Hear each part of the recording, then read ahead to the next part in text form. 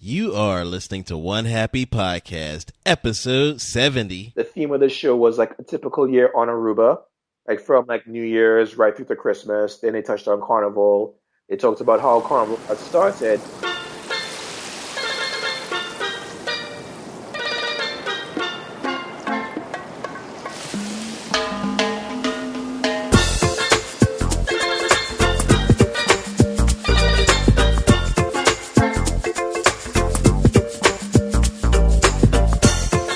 Bon dia and welcome to One Happy Podcast, the officially unofficial podcast of the island of Aruba. As always, I'm your host, Curtis Robinson, aka Aruba Kurt, and I want to thank you guys so much for deciding to hang out with me for a little while. I mean, really, you guys could be doing anything right now, but of all those options, you decided to download and listen to the 70th episode of the show, which means a lot to me. You guys are awesome. I just want to tell you that before we get started. Now on this 70th episode of the show, I'm being joined by a guest who you'll probably recognize from a past episode, Vallon Davis, who made his first appearance way back on episode 4. Now if you recall, Vallon is from the island of Trinidad, which lies about 600 miles away from Aruba. It's super close, right? Well, what if I told you that it takes Vallon longer to get to Aruba from Trinidad than it takes me to get from Delaware to One Happy Island? I'm not even talking about strictly a direct flight. I can seriously drive from Delaware to BWI, change planes in Orlando, and arrive on Aruba in less time than it takes for him to make the 600-mile journey to Aruba via carousel. But it's all worth it because, hey, you're going to Aruba. Now, one thing you'll notice about this episode is, now Vallon doesn't necessarily do Aruba like a lot of us. For me, when I go, it's all about the beach and the ocean and restaurants. But for Vallon, it's all about the friends that he has on the island. I mean, don't get me wrong, I do have friends, but I'd say my experience is definitely a lot more touristy than Vallon's. But you'll see what I mean when you listen to episode 70 of One Happy Podcast, a comedy of errors featuring Vallon Davis. So, welcome back to the show, Vallon. Hi, thanks for having me. Good to be back again. Yeah, thank you for taking the time to join me once again. Oh, no problem. Glad to. So, you just returned from One Happy Island. Yep, 2 weeks on Thursday. Yeah, we kind of crossed, we overlapped our stay down there, but we didn't actually cross paths. Yeah, I know. It was a bit of a kind of a mix-up in scheduling on that part there. Right. Well, luckily neither of us is planning on stopping going to Aruba anytime soon. No matter how much my relatives try to convince me to go to other places, I'm like, nah, it's okay. I'll stick with Aruba. Right. Now, people who heard your first podcast, they know that you're from Trinidad, yep. But not everyone does. Okay. Well, I guess they do now. All right. So Trinidad is what, about 600 miles away from Aruba? About? Yeah, about. Let's see. If there was a direct air bridge, it'd be about 2 hours, 10 minutes flying time. Okay. So not very far. Not very far at all. But unfortunately, there is no direct flight from Trinidad to Aruba. No, well, not anymore. There used to be once upon a time with Caribbean Airlines. Well, they used to have direct flights, I think, once or twice a week, but then they cut that route out. So now getting to Aruba for anyone from Trinidad involves having to connect to Curacao, which is the hub for all the ABC islands. Okay. So we have to fly into Curacao, and depending on what time your flight gets in, that determines how long of a layover you will have. Right. So let's speak specifically about your flight. What was the process like getting from Trinidad to Aruba? Okay, so my flight was on the 8th of September with Incel Air from Trinidad and Tobago to Curacao, and then a connecting flight from Curacao to Aruba. The reason why I picked Incel Air this time was because, like, with them, as it was the same airline, when I checked in Trinidad, I would receive both boarding passes at the same time. So I received the boarding pass for when I'm boarding the flight in Trinidad, and also the one for when I'm boarding the flight in Curacao, which means having that other boarding pass, it meant I can go through the transit line versus having to go through immigration and then go outside to check in with Incel for the connecting flight onto Aruba. So on this particular day, the flight was supposed to leave around like 5:20 in the evening and get into Curacao around 6:40, 6:50 p.m. Then depart Curacao at 9 p.m., get into Aruba around like 18 minutes after 9, and I figured I would have been be at the hotel by around 9:50, 10 o'clock for the latest. Okay. Except that well, pretty much it was, but it could best be described as a company of errors. Okay. From the moment I checked in, I should have known something was up when the airline when um the airline clerk at the counter told me that, okay, your flight's delayed an hour. I'm like, okay, well, that's not so bad. Right. I figured, okay, like, an hour, don't worry. I mean, let's see, like, instead of being 5:20, going to 6:20, I'll still get in with enough time to make my connecting flight. No big deal. Right. So go check in, do everything, get through security in quick time, sitting at the gate, waiting for 5:45 when we're supposed to board, and I'm realizing it's 5:30, and normally you're supposed to see an aircraft, pulling up to the gate, so you know your flight's here, so you're going to be boarding Right. from That's pretty there. normal. Right. Except at 5:30 there was no flights. And then the flags start going off in your head. Yeah, I was like, okay, something's up here. So I took a walk down to the where they had the bullets, the electronic bulletin telling you about the departing flights. And I Right. look up at Incel Air and it says, delayed by an hour, and then suddenly it just flashes to delayed. And it's flashing. I'm like, okay, delayed by how much? What's going on? Right. And just as I'm standing there watching this, I see some people from the airline walking by, heading towards the gate.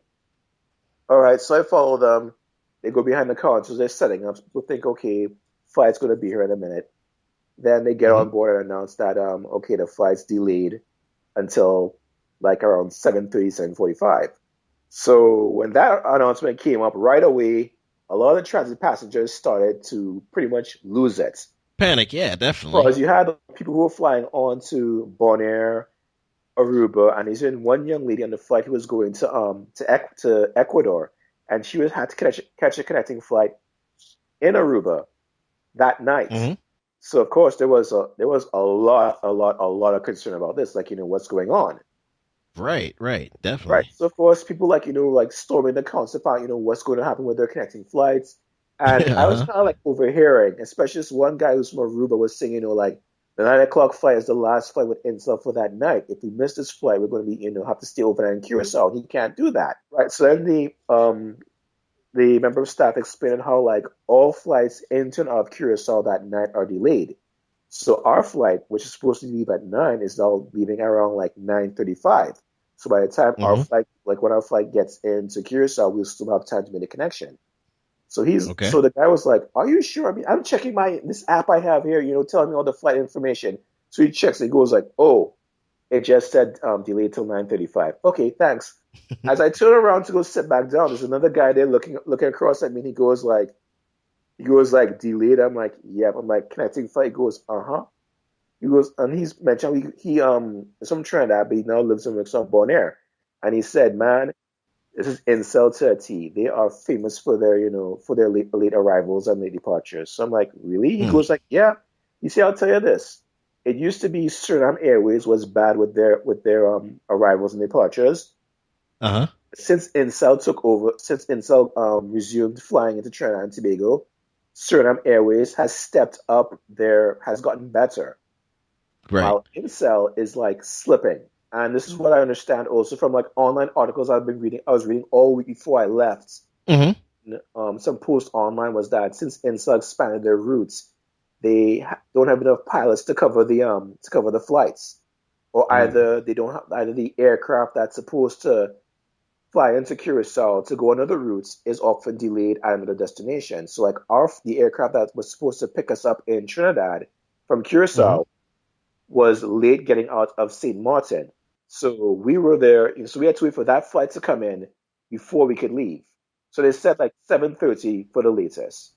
So we're all sitting there. I mean, some of the other transit passengers are kind of like, stressing, fuming, fidgeting. And then suddenly, like, I mean, a bunch of people were like standing by the window, by the plate glass window, looking out the runway for the flight to land. And like, I guess maybe they missed it because suddenly we heard the people saying, "Well, the aircraft's here." So I stood up, looked outside. Sure enough, there it is outside on the tarmac. Okay. It's a pleasant I surprise. looked at the other guy I was talking to. I'm like, "I didn't hear it land." He goes like, "Me neither." That's how they get in. They kind of sneak in. So finally, we boarded like around 10 after 7, and we took off at 7:25.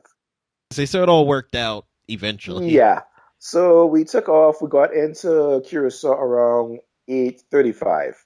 So Hmm. of course, having my boarding pass, I was able to go through transit, and all they did was just Right. they just scanned it and made you go through. Except that I thought that originally they said how as transit passengers we don't have to do a security check again because it came off a secure environment being the aircraft. Oh no, they made you do a security check again. Oh, Yeah, so it was like, oh great, I have to do this all over again. Okay, take out my wallet, my phone, my belt, my shoes, go through, put it right. back on again. As I'm doing this, I'm looking around in the departure of the airport and realize, hey, wait a minute, something's kind of funny here. Uh-huh. It's like there's like a loss of life somehow. And then I realized, oh my gosh, everything is closed.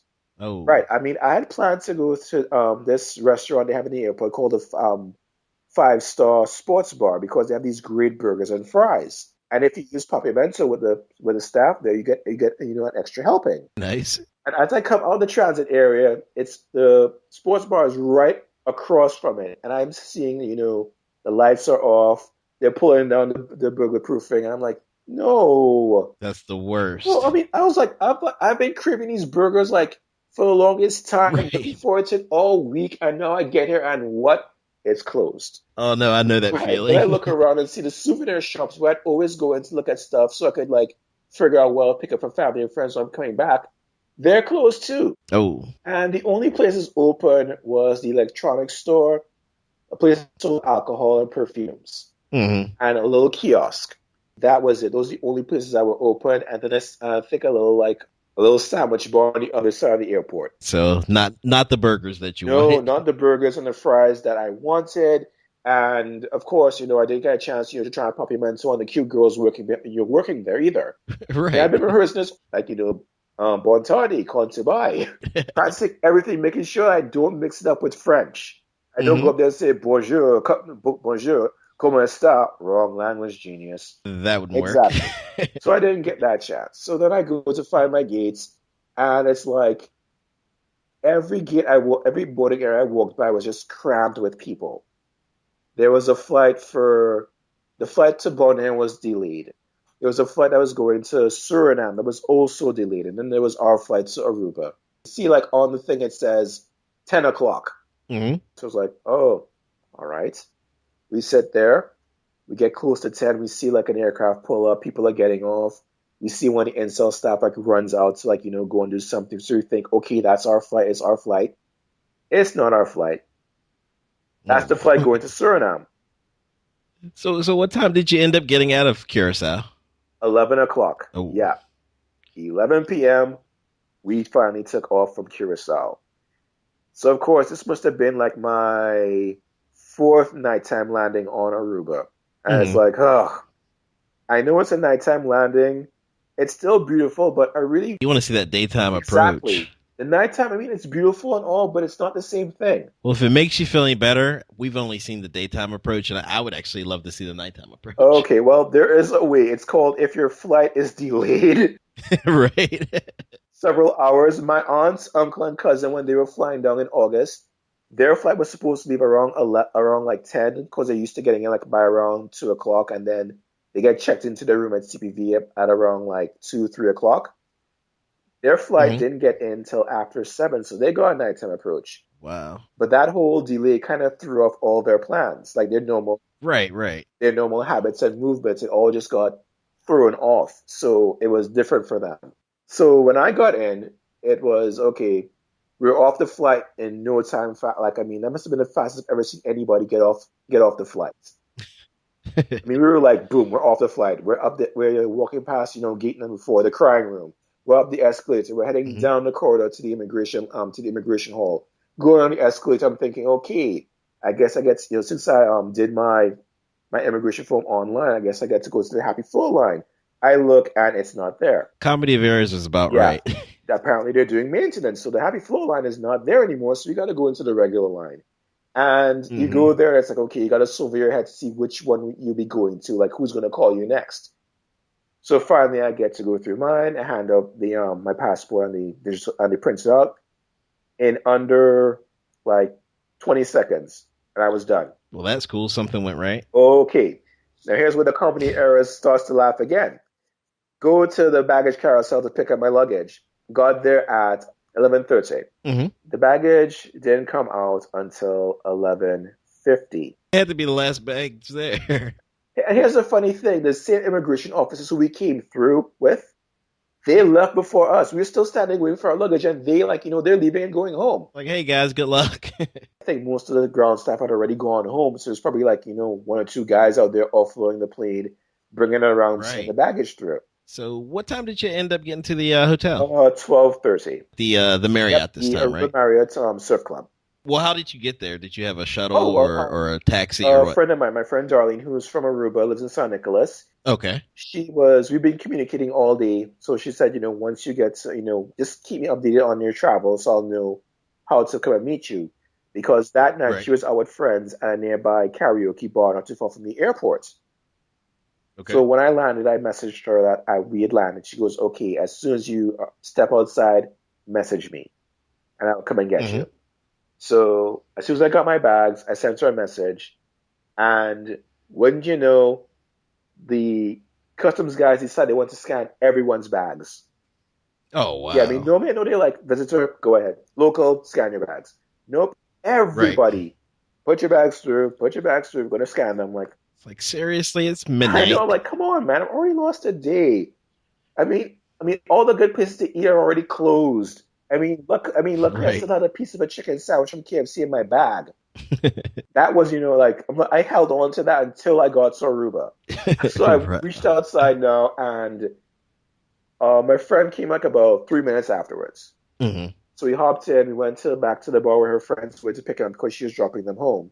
Mm-hmm. And she told her friends, where I came from and how long it took me to get her. They were like, you must be tired. And I'm like, yeah, exhausted. So she dropped me off at the hotel, offered to stay to make sure that I got it. Okay, I told her, no, it's okay. You have a long drive back to San Nicolas. You have to drop your friends home. So you go on ahead. If anything, I'll message you in the morning just to let you know how things went. So go in to check in, and the guy checking me and checking my name and stuff, like, I'm not seeing you here. And I'm like, what? He's like, I'm not seeing you. You gotta be kidding me. What do you mean you're not seeing me? So the supervisor comes on, she goes like, speaks to him in Papiamento, and he goes, speaks back, and then he goes, wait a minute, what is your last name? I'm like, Davis. He goes, oh, I thought Vallon was your last name. Crisis averted. Right. So we had like a good laugh about that and about Incel Airlines, because he goes like, wait a minute, you're supposed to have been here since yesterday. I'm like, yeah, well, Incel Air. He goes, oh, yes. He goes, dude, trust me, I know. I've experienced Incel. He's told me about when he tried to go to Bonaire, and the first he and his girlfriend, first the flight was canceled. Then he got a flight for the following day, but it was like his flight was in the morning, his girlfriend's flight was late in the evening. And he's like, no, we want to go together. Why are you putting us in separate flights? That doesn't make any sense. So do you have any other options besides the other option is Suriname Airways from Trinidad to Curacao. And with them, they have flights on Tuesdays and Thursdays in the morning at 7:30 a.m. That will get me into Curacao at around, let's say, 9 o'clock. And then I take a connecting flight with Incel Air, which would leave at either 11 a.m. or 4. Okay. The only thing about the 11 a.m. flight is that depending on if there's a delay with Suriname Airways out of Suriname getting into Trinidad, that might affect, my connection time. Right. And then seeing as, although Suriname Airways and Incel Air have a partnership, in that they will tag your bags to go all the way through to your final destination, they don't always issue you with your boarding pass for your connecting flight. So what exactly would that mean for you? If I would like to try and get the 11 a.m. flight with Incel Air, I would have to, rush through immigration. Okay, right. Run outside, run to Incel Air, check in, run inside, run through security, and then try and beat to my gate. Yeah, it's just too tight. Exactly. Whereas with the 4 in the afternoon, it would mean, I would have a lot of time on my hands. And especially as Incel has a desk running all day, I could, go across there, check in my boarding pass, and either hang around outside and then go back in, which is what I did on my previous trip in 2014. That was what my flight was like. I got in at 9 a.m., My flight wasn't leaving till 4, so I Hmm. spent most of the day at the airport before going inside to wait for my flight in the afternoon. You don't want to be rushing through the airport, like that. No, no, it's not fun at all. That is the worst feeling. I know, and it's too stressful. I mean, the last thing you want to have when you're going on vacation is added stress. Yeah, Especially when you're flying and your flight is like, oh my gosh, am I going to make my connecting flight in time? exactly. You know what's going to happen, and all these thoughts Right. going through your head. That's the last thing. You don't need that at all when you're traveling. Exactly. There's more about that. Well, that night/morning. Okay. After I check in, I get directions to find my room, the where I'm staying in the Spyglass Tower for hotel. Right. So I go find the entrance. They say, okay, use your key to tap the sensor to open the door. I'm there tapping it, and it's not Hmm. opening. So I go back. So I go back. I Okay. remember there's a security guard give me some additional directions. So I spoke to him and said, listen, the sensors aren't working. So he goes, okay, I'll come with you. So he comes with me. I'm there tapping it. The doors aren't opening. So he goes like, okay. He calls them on the radio, and nothing. So he goes, okay. He went through this other door on the side that opened for him. He came through and opened the door for me. So he gave me the other directions to my room upstairs. And I go up. It's on the second floor. Like, you go in the elevator up there, boom, there fast. I'm looking at the thing. My room was 202. But the way it looked Hmm. on the way the guy wrote it looked like it was 2020. Okay. I'm there looking up and down, like, where's room 2020? I'm walking up and down, like, where is that room? Hmm. Oh, I'm like, what are Doesn't you doing? I'm like, exist. no, no, no, no, what's going on here? So I said, okay, dude, calm down. Now, by then, how many hours have you been in transit? This is like about 12:45 a.m. So finally, I stop like in front of room 202. I look at it. I'm like, okay, let's see what happens if I try the key on this door. Tap the key on the door. Click, click. I guess this is my room. Go on inside, and I'm like, okay, where is the light switch? The first light switch I found was for the Okay. bathroom. Well, at least you had some light. Well, I didn't real. I mean, I had to open the bathroom door to get light into the kitchen living room area to like find my way around. So I'm like, okay, where's the bedroom? I go Hmm. walking through the living room, find the bedroom. Okay, here we go. Walk inside. I'm like, okay, there's the bed. I am too tired to do anything else. I just want to go to bed. So I just started to change my clothes, do whatever. I remember there was a face sink next to the bedroom. I went, got some water because I was like almost really dehydrated. And Oh, I'm sure.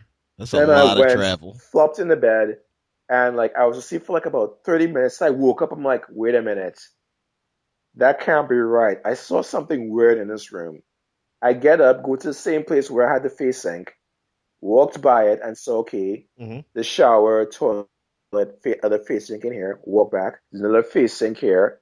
And I turn around, and I'm like, Hmm. and there's a tub next to the bedroom. This is probably just a part of the dream. Go back to bed. I mean, then I couldn't sleep. So I turned the TV on to like USA Network. We don't have Central Hmm. anymore. I'll watch this. Passed out asleep. Right. And at some point in the night, I don't know how it happened, but I changed the channel to the Cartoon Network because to one of the cartoon channels, I can't remember if it was Cartoon Network or Disney, because I'm having this dream where I'm hearing Phineas and Ferb talking. And it's like, hey, Ferb, I know what we're going to do today. I'm like, yeah, I know I'm going to do today. I'm going to get up and enjoy my full day on Aruba. That's right. Then I finally realized, wait a minute, why am I talking to Phineas and Ferb? Wake up, I'm seeing it on the TV. I'm like, okay, I put the TV on. Then I looked across, like, oh my God, there is a bathtub next to the bedroom. As much as as long as you've been on the road, I'm surprised that you weren't delirious at that point. I mean, especially like when I finally got out of bed, I mean, I'm like, okay, just 5 more minutes. I'll get up at, 7, quarter past 7, 7:30. I'm like, oh, 7:45. Maybe it's time for me to get up. I mean, that kind of like that whole trip, just that whole getting into Aruba was like, yeah, you know what? There needs to be at least one day in a week where where Suriname Airways or Incel has a direct flight between Trinidad and Tobago and Aruba. Oh, that'd be nice. That'd be so nice. It would be so nice, and especially if Incel did not have any of their delays. That would make it even Right. better. Yeah. So I mean, they need more pilots, plain and Well, simple. one of the articles I read online on the Curacao Chronicles said that they were looking to hire more pilots from outside of Curacao and the ABC Islands to fill those slots. And they said like by Hmm. early October, they should be able to have them in, done some initial training, and have them operating the routes to meet the demands. So Right. fingers crossed that actually, the next time I have to fly with them is it's actually improved. Although next time I'm thinking maybe I will go with Suriname Airways and flying on a Sunday. Hmm. Although that means I still will get in like around like 7:30 on Aruba, but that's okay. Better than midnight. Yes, better than midnight. Oh yes. So tell me about the Marriott. Okay, the Aruba Marriott Surf Club, it is huge. Yes, it is. It is so huge. I mean, when I went back down to the check-in counter because I was having trouble connecting my phone with the internet. So one of the clerks put me up with Uh huh. it and got it done, real quick. Then I asked for directions to where they were having the breakfast at the captain's galley. So they pointed me in the direction. I'm going there Hmm. walking. I'm trying to like, okay. And when they said go this, like, go down this way, take this turn and stuff. But it was like, there's so many areas where you go like up and over and around things. I'm just like, okay, I think I'm lost. So I found a gentleman who was manning the counter where they give out towels. And I asked him, to find for directions. He gave me some great directions. And in talking, he goes like, "Excuse me, sir, where are you from?" I'm like, Trinidad and Tobago." He goes like, "Ah." So he starts to laugh and he goes, "Well, I'm from Guyana." So I'm like, "Wow." I ran into another fellow West Indian from from the region who's living and Hmm. working on Aruba. So we spoke for a bit, and I left to go to breakfast. And as I was going through the buffet lines and getting breakfast and stuff, the chef was talking to these two visitors. She goes like, "Yeah, I'm originally from St. Vincent, but I've been living here for the past 20 years." So I stopped. I looked at her and Hmm. went like, "You're from St. Vincent?" She goes like, "Yeah." "Which part?" "Kingston." I'm like, "Oh, Kingston." I'm like, "Okay, well, my grandfather's really from Bequia." And she goes, "Oh, where you from?" "Oh, Hmm. Trinidad and Tobago." She goes like, "Oh, a Trini." She goes like, "There are a lot of you on Aruba." I'm like, "Really?" She goes like, "Yes, you're everywhere." Did you run into any more while you were there? Yes, I did. The following day on Okay. Saturday, when my friend Darlene and her daughters came by to use the pool, we went Hmm. out. We were trying to find some chairs by the pool, and like that hour on a Saturday afternoon, everyone's by the pool pretty much. So I was walking by and this couple, saw us looking and said, these three chairs here are free if you want them. So I said, okay, thank you very much.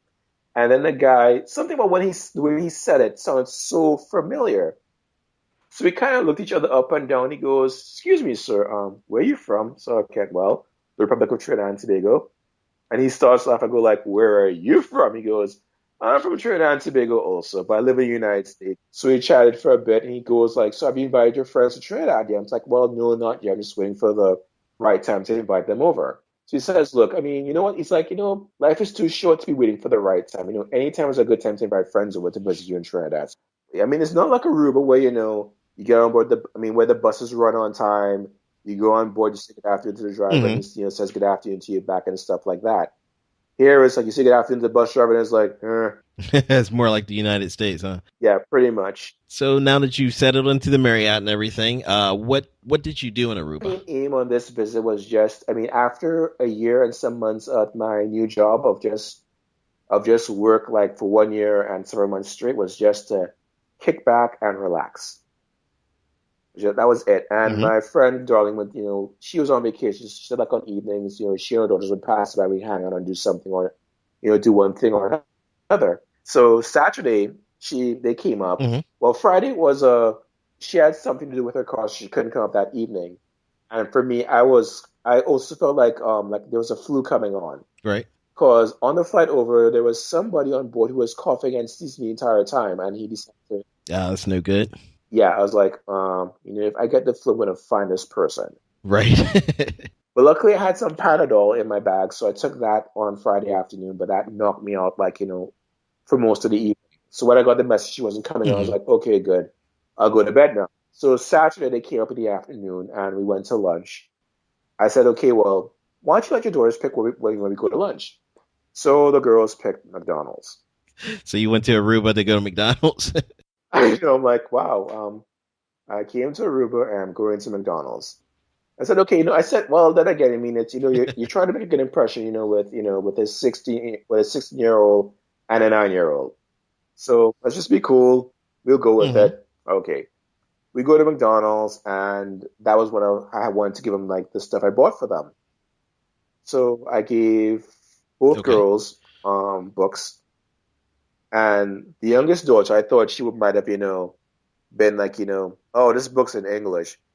Instead, she was like, oh, wow, this book is in English. Nice.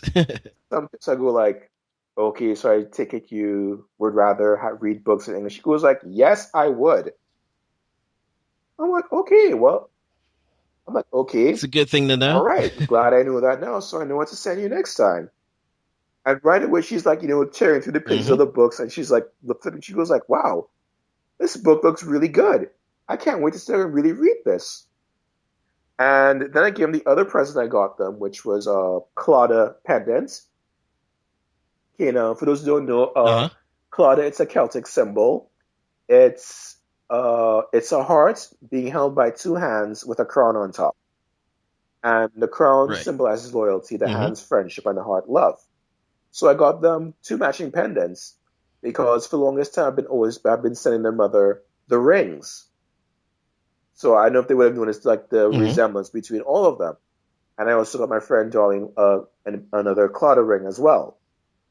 So I gave it to them and to her, and I said, "Do you guys notice anything about them?" And they were like, "Well, we both have the same pendant." I'm like, yeah, but look at your mom's ring. They realized, hey, wait a minute, it looks like our Right. pendant. I'm like, yes. I explained to them what it was. Mm-hmm. They're like, oh, this is so cool. And I was surprised when they decided to put the pendants on right away. I mean, I thought they would have waited till they got home or something like that. Nope. They threw that thing on right away. Even when they were going to play in the little playground inside the McDonald's, they had those pendants on the entire time. Yeah, you did well. I know that, and then the books, and also the oldest daughter, I bought her a flash drive with an anime cartoon called Gates, and I explained to her, I said, I hope you don't mind. It's in Okay. Japanese, but there's English subtitles. And she goes, that's okay. I don't mind that. That's fine. I'm like, Mm-hmm. okay, good. That's cool. So, did you get any feedback on that after she had a chance to watch? Um, not yet with the anime because I thought she would have had her own laptop or tablet, but she doesn't. They have a computer at home, but she didn't exactly have a Okay. chance to put it on because she had like other like homework and stuff to do for school. She's a senior in high school on Aruba, so Right. she has like a lot of work to get through.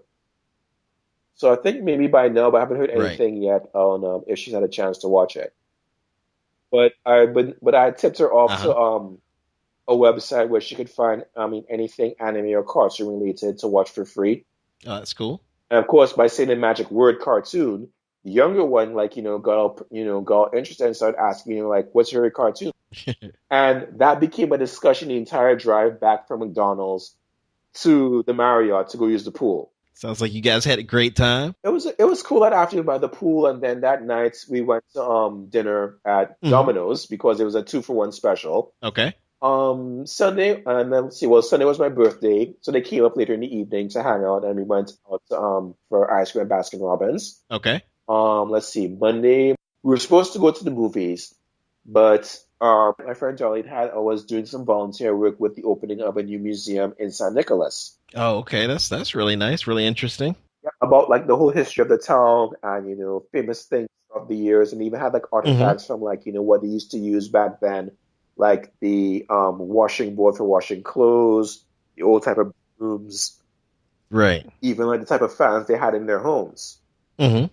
But that event ran over till like almost really late, so we didn't get to meet up that evening. And then Tuesday she was down, she Uh-huh. got like a sinus problem, so she was down for most of Tuesday. But then I saw them again on Wednesday before I left Okay. for dinner one last time at, of all places, Pizza Hut. Okay. But but it was a great trip. I mean, I think, meeting her daughters kind of like made it all the more enjoyable. Right. Because I mean, every time I saw them after that, the youngest daughter had the same book I gave her, and they'd be wearing the pendants. Oh, nice. So it means like yes, they really liked it, and she really loved the book. I mean, she was there reading. She's like, I'm like, you're still reading that? She goes like, yeah, I'm taking my time. I don't want to finish it too soon. I'm like, oh, okay. And then talking with their oldest daughter, I learned that for her lit requirement for her senior year, she has to read, I think it's 4 books in Dutch, 3 in Papiamento, Hmm. 2 in Spanish, and I think in the English requirement book she has to read one by English author, one by an American author, and one by a West Indian author. So I said, okay, do you have any of the English, any books for English requirement? And she goes like, no, I haven't picked up anything yet. I was like, okay, if you'd like, I could definitely get you a West Indian author, an American author, and I can look up an English author. Hmm. She goes, okay, that'd be great. I'm like, okay, I'll get on that as soon as I can and try and make it over you as soon as possible, at least by hopefully it's time for Christmas. Right. So I mentioned some titles to her, and she seemed interested. And I asked like if it doesn't matter what genre, and she goes, no, it can be any genre. So I'm like, okay, so even science fiction, fantasy. She goes, yep, Well, that's right up your alley. exactly, definitely not mad. Especially the fact that I know of a fantasy author from Trinidad who has a book out that gets sent to her and that she can Hmm. also pass on to her sister when she's done. Yeah, repurpose it. Why not? But what I'm waiting for is to read a Vallon Davis book. Yes. Okay. All right. That is a work in progress. It just, I mean, after being on Aruba, Uh huh. kind of like reignites that whole creative spark. I'm sure. Because when I was like sitting by the pool or out on the beach by over by Moomba, I had my notebooks just jotting down like outlines and Hmm. ideas for like different stories and where it's going to be set. There's even like, I mean, I thought of doing like a fantasy story set on Aruba Right. where it's like an island, like, where those who are born, they have these like, supernatural powers and abilities. And it's only, those born in Aruba has this power and ability. And there's this one character who comes from another country to visit. And when he arrives, the authorities at the airport notice, like, wait a minute, he has these abilities, but, they're not his full potential. But yet he's not from Aruba. So how did he, get his ability? Hmm. How did it, Yeah, happen? how's this possible? Were his parents from Aruba? Was, one of them? And from questioning him, they're like, none of his parents were from Aruba, yet they don't understand how. Until eventually, like, the reason why he was there was because his grandfather told him to go to find someone in San Nicolas to explain, why he had to wear this certain pendant around his neck all these years. Hmm. Except that when he was in the airport, one of the officials at the airport removed it, and in doing so, it brought out his abilities. Hmm. So when he goes down to San Nicolas, he finds out that how ages ago his grandfather did something for this woman who was like a witch, Okay. and in return, she offered him anything, and he said, "Okay, I'd like for one of my grandchildren to have the powers and abilities of the people of Aruba." Hmm. And she said, "Okay, it can be done, but the thing is, if he can't control before he knows how to use it, it will draw the wrong attention to where he lives." She gave him this pendant that would, Hmm. while he would have the abilities, it would limit it. Right. So he had to wear it, until the time was right when he came to Aruba to learn more about it. So that was why his grandfather, told him like this pendant is very lucky. You have to wear it all the time. Don't take it off. Right. And she arrives and they, not just take it off, but they kind of like remove the inhibitor spell. And then suddenly, they realize, he Hmm. has these abilities, and he finds out he has these abilities. And then at the end, it's like trying to figure out, does he stay on Aruba and like, where he's among people, when he's among others like himself, or does he go back home with his new abilities? I can see something like that being a multi-part book, Yep. like the first in the series. Either like a 2 or 3 parter. Right. That'd be nice. Yeah. And even like, I was even thinking of like maybe getting other people to contribute like to an anthology about, called, We Love Aruba, which, you have different stories about different visitors and their experiences from the arrival, the Hmm. first timers, the veterans. Yeah. No, that'd be great. Yeah, especially you have like from the perspective of, excuse me, the first time visitors, like, seeing this place for the very first time and how they wound up there. Hmm. Then you have the people who've been coming there for like many, many years. Right. You have those who like, stay at the timeshare, the hotel resorts, or those who like, have this vacation home they go to like once or twice a year. And of course, then you have to like touch on, Hmm.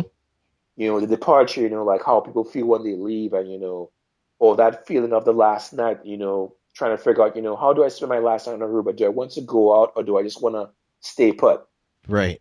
And then, the whole like, okay, so when are we coming next year? How are we going to plan for next year?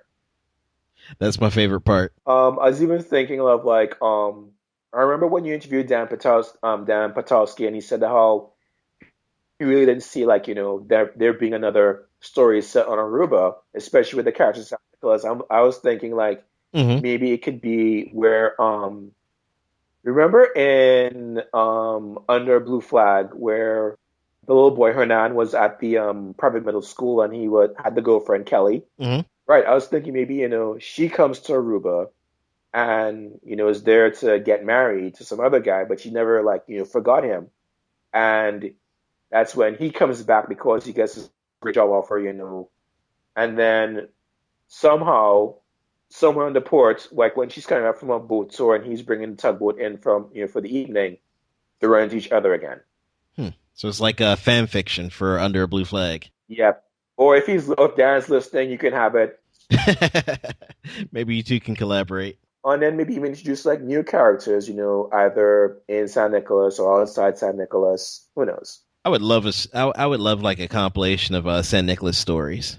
Yeah, especially, like maybe some from like San Nicolas of the old days versus the new one, maybe like, one in the future Right, right. where it's now, they're more like resorts and it's now like Palm Beach. And how do people really feel about this Hmm. change? Like, this, their one sleepy town is like, now like, now a tourist mecca. I was talking more about like the the world that was created in Under a Blue Flag, Yeah, oh yeah. Mhm. like the side stories, the things that we wonder about from learning about those characters that isn't touched on in that I mean, book. here's a funny thing. Like when I first started reading his books, I read Dark Currents, Under Blue Flag, and then An Hmm. Island Away. So I read it in reverse.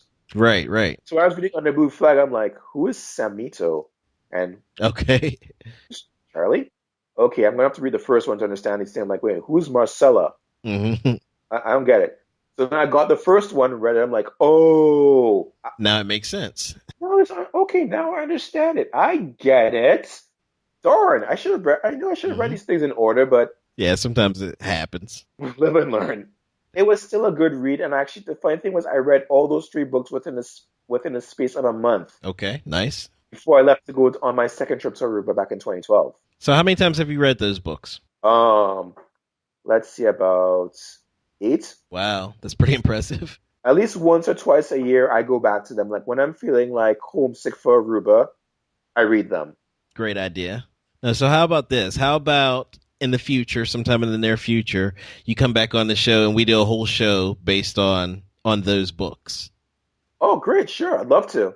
Great. Yeah, Okay. I have to reread them myself. I actually have never read Dark Currents. Okay. All I'm going to tell you about Dark Currents is, um, if you read it carefully in the beginning, you know what happens. You get a huge hint of what happens. I mean, Okay. Okay. it took me when I bought the physical copy in the airport when I was flying back one year. And I sat there reading just to keep my mind off of leaving, and I realized, wait a minute. Oh my gosh, it was there all along. I was like, oh my gosh, I can't believe this. I will keep an eye open for it. Right, and also not only that too, but there I also came across three other books written like where the stories take place on Aruba. Really? Yep. Huh. So what are they? One is called Tropic Kisses. It's kind of like a young adult fiction mystery book, and then the other is called Windswept. Windswept? Yep, Windswept. Cool. And then there's supposed to be a sequel to that one, but I haven't ordered it yet. I'm still trying to work my way through Windswept. Okay.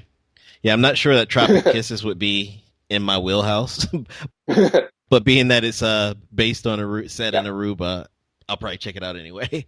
So just to wrap this up a little bit. Okay. Well, first of all, was the trip home as complex as it was getting there? Okay, going home, of course, well, everyone knows, leaving is, the saddest thing ever. Mm-hmm. I mean, my flight wasn't until, my flight to Curacao wasn't supposed to be until 11. But I checked out the hotel early because I said, okay, you know what, let's just get this over and done with. Took my bags, went down, checked out, got a taxi, got to the airport like around minutes to 8. And I checked in for my flight, everything, and said, okay, your flight's boarding at, around 10:30. Then before I could leave the counter, another person from the airline said, excuse me, would you want to go on the first flight to Curacao? It's going to be boarding at 8:50. So I'm like, I almost said, no, I'll wait to the later one, but then something said, you never know if there's going to be a delay. So I said, okay, I'll take it, sure. Right. So I left on the first flight going to Curacao around 9 o'clock. And so then I'm, waiting there until 3 for my return flight home. And I'm looking at my boarding pass and I see that the boarding time says 3:30, but the flight's supposed to be leaving at 3. Okay. And then, and like, of course, looking at the monitor by the gate, it says nothing. It's the flight's still on time. I woke up to one of the other monitors and look up, and when the flight was delayed until 4 o'clock. And then here's the other funny parts. So when I board the flight and goes in my seat, it's almost near the back of the aircraft. I wound up sitting among members of the Curacao under-17 football team. Well, you guys call it soccer. Right. So that's where we call it football. That's for another show. Yeah. So anyhow, they're all like, down in the back of the plane, and I'm like, okay, how did I wind up in the back of this plane with these guys? So suddenly, as they sit there, I realize there's this weird, funky smell, like a locker room. Only to realize that some of these dudes took their shoes off when they sat down. Ugh. And one of them was even whipping his shoe around in the air, like, like trying to tell his friends how his shoes smell. I'm like, oh, that's terrible. oh, gross. And how long was the flight? 1 hour and 20 minutes. Oh, could have been worse. I know. I had one of them, like when they were filling out the immigration cards, tapping me on the shoulder and in sign language asking to borrow a pen. Uh-huh. So I'm going like, do you need to borrow a pen? And he goes, look at me like, what? So I pulled the pen out of my pocket, held it up. Pen, un bolígrafo. And he goes, see. I'm like, there you go. People really need better airplane etiquette. Yeah. I mean, and the thing was, I wanted to volunteer to sit in the exit row again because when I was going over, I sat in the exit row. So I said, you know what? Maybe I should volunteer. But by the time I got my ticket, the guy had already assigned me to like the seat all the way in the back of the aircraft. I didn't realize, okay, I was going to be among, the football team. Mm-hmm. I'm like, so of course, being stuck among them meant I was the last person off the plane. But it was a successful trip anyway. Yeah, and especially too, because, well, for next year's trip, a friend of mine, Robert, and his wife Stephanie are planning to come down in September. Okay. So we're going to meet. Like last time I spoke to him, I said like, hey, what are you doing for your vacation next year? He's like, well, I don't know. Maybe going to Atlantic City. I'm like, yeah, but you live in New Jersey. Atlantic City is like right there. I mean, wouldn't you want to go somewhere else? So he goes, okay, I guess we could come to Trinidad. I'm like, no. Right. No, I have something else. How about Aruba? And he goes, okay, like, and as he's telling his wife that, she goes like her sister went there on her honeymoon. Uh-huh. So she was like, already looking up, hotels and stuff and things to do. So I'm like, okay, Rob, I like your wife. She has the right idea. So how about next year, September 2017, we meet on Aruba and hang out, for a couple of days. So he's like, yeah, I'm going to do it. Nice. Of course, it means he has to wait. He has to travel after Labor Day. So I'm like, okay, no problem. I can try and coordinate my flight to meet you on the same, try and fly in on the same day, although I might arrive after you.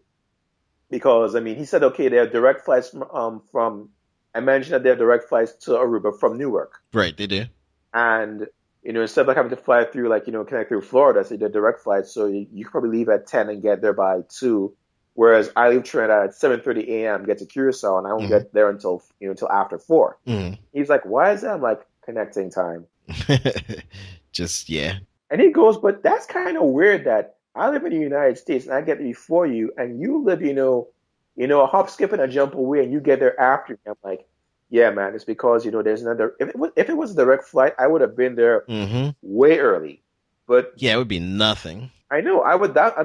That's the great thing about it. But unfortunately, I think what happens too is that they look at you see, on any given flight, like to Curacao, the majority of the passengers on board. Say if it's a flight of like about say 60 passengers, of that number, maybe about between 12 to 15 would be going to Aruba. Okay. So yeah, there's just not enough traffic. Right. So it makes no sense making, all those people fly to Curacao. I mean, fly to Aruba and catch a connecting flight back to Curacao when they can just go to Curacao direct. I get it. I get it. Yeah. As the majority is going to Curacao, that's where you go first, and everyone else, well, you have to catch your connecting flight from there. Mm-hmm. And on the way back this time, I managed to get the 5-star sports bar open. Nice. So you got your burger and fries. Yes, I got my burger and my fries. I mean, that kind of like lifted the melancholy of leaving. Right. So it was worth the wait and worth the effort. Yes, it was. It was. And at least, and I know for sure with next time with it being my friend and his wife's first visit, that I'll be definitely doing more of the more of the tours and the exploration. Although he's saying how they want to rent a car, so I'm like, okay, great. Mm-hmm. So we'll map read and find our way around the island. I'll tell you what would be awesome for them to read the Putkowski books, and then for you guys to go down to San Nicolas and explore and see the different places that were in the book. Right, and especially as my friend Darlene lives in San Nicolas. Actually, she lives in her house is in what used to be the Colony. Okay. Overlooking Baby Beach. Yep, I know the area well. Right, so we can meet up with her, and she can show us around, or we can I know she wanted, I know one thing she wanted us to do was to go to the Caribbean Festival, but unfortunately because my flight got in so late and because I was leaving the following Thursday, we couldn't do that. Mm-hmm. Yeah, no, it's a lot of fun. You should check it out, definitely. I know I did. I went in 2012. Okay. When it was still in its earlies, and it was a lot of fun. Yes, definitely. The theme of the show was like a typical year on Aruba, like from like New Year's right through to Christmas. Mm-hmm. Then they touched on Carnival. They talked about how Carnival got started. Right. And they said, it was introduced by, mm-hmm. from the English-speaking West Indies. So I'm there going like, okay, where in particular? Come on, say it, say it, say it. And they wouldn't. Right. And I'm going like, you're from Trinidad. You're welcome. Right. Yeah, but it is a fun time. I mean, especially for anyone who's visiting for the first time or the second time. And once you have the time, if you get in like early enough, like during the weekday, definitely check out the Caribbean Festival. It is a lot of fun. So, do you have anything else before we wrap this up? Not much really, except this visit my stay was at the Marriott Surf Club. I mean, I liked it. It was, it's nice, it's comfortable, mm-hmm. a bit huge, but I really miss La Cabana. Yeah. Especially the Islander Grill and their burgers, their rack of ribs, and their generous portions of fries. Hey, you like French fries, don't you? Yes, I do. I mean, granted, I used to call it before my first visit to the United States, I just knew them as chips. Mm-hmm. Being from the British West Indies, we know fries as chips. Then I got to the States, I learned them as French fries. Right. And then, now everyone in Trinidad calls them French fries. You started that. No, it was, a lot of Trinidadians, going and coming back, and eventually it just stuck. And then when McDonald's and Burger King down here, it became French fries. Our gift to you guys. Yeah, that, and we got Wendy's, we got Domino's, Pizza Hut, TGI Fridays. Yes, making the world fat, one establishment at a time. Well, I guess thank you for sharing your Aruba story with me. I guess I'll let you get out of here. Glad to do it. Glad to be back. Yes, and I can't wait to have you on to talk about the Putkowski books. He's got some reading ahead of me to get. You and I both. Okay, great. Thanks a lot. Take care, Curtis. You too. Bye-bye. So there you have it for the 70th episode of One Happy Podcast. A comedy of errors featuring Vallon Davis. Pretty fitting, right? So the next time you complain about not being able to get a direct flight or missing the opportunity to land before noon, just remember all that Vallon has to go through just to get to the island. But it's worth it because it's Aruba, the best place on earth. Now, I hope you enjoyed this episode of the show. If you have any interesting airplane stories, I'd love to hear about them. So please do get in contact with me because I'm certain the listening audience will also get a kick out of them. And to do so, you can contact me either by emailing me at kurt@onehappypodcast.com. That's Kurt with a C. Or head on over to onehappypodcast.com and go to the tab at the top that says share your story. We all have an Aruba story to share, and I would love to help you share yours. So check out onehappypodcast.com. Check me out on Facebook at facebook.com/onehappypodcast. or look for me on Twitter at ArubaKurt. Lots of options. Just pick one and we'll set something up. I guarantee you we'll have a fantastic time. Now, you can check out the show notes for this and every other episode of the show by going to onehappypodcast.com/the letters EP and the episode number, which for this one is episode 70. So that would be onehappypodcast.com/EP70.